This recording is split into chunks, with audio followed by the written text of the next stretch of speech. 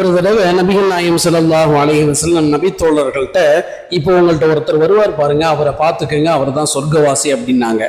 அப்போ ஒரு அன்சாரி தோழர் ஒது செஞ்சுட்டு தாடியில தண்ணி சொட்ட சொட்ட இடது கையில செருப்பு எடுத்துக்கிட்டு ஒருத்தர் வர்றார். ரெண்டாவது நாளும் ரசூலுல்லாஹி ஸல்லல்லாஹு அலைஹி வஸல்லம் அதே சொல்ல, ரெண்டாவது நாளும் அதே நபர் வந்தாரு. மூணாவது நாளும் சொல்ல, மூணாவது நாளும் அதே நபர் வர்றார்.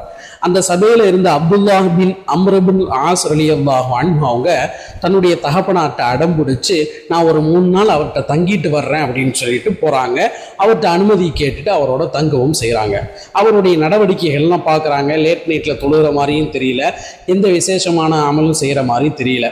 3 நாளுக்கு பிறகு அவர்கிட்டே சம்மந்தப்பட்டவர்கிட்டே ஓப்பனாக கேட்டுடுறாங்க, நாயகம் ஸல்லல்லாஹு அலைஹி வஸல்லம் உங்களை சொர்க்கவாசின்னு சொன்னாங்களே, நீங்கள் எதுவும் ஸ்பெஷலாக எந்த அமலும் செய்கிற மாதிரி தெரியலையே, என்ன விசேஷம் அப்படின்னு சொல்லி கேட்கும் பொழுது, அப்போ அவர் சொல்கிறாரு, அந்த சாபி சொல்கிறாரு, உண்மைதான், நீங்கள் பார்த்ததை தான் நான் செய்கிறேன். ஆனால் 2 விஷயத்தில் நான் உறுதியாக இருக்கேன். அதில் நான் விட்டு கொடுக்கவே மாட்டேன். ஒன்று என்னென்னா, நான் யாருக்குமே மோசடி செய்ய மாட்டேன். 2வது, அல்லாஹ் மற்றவங்களுக்கு கொடுத்துருக்கக்கூடிய வசதி வாய்ப்புகளை பார்த்து, காசு பணத்தை பார்த்து, வீட்டை பார்த்து நான் பொறாமப்படவே மாட்டேன் அப்படின்னு சொல்லி அவர் சொல்கிறார்.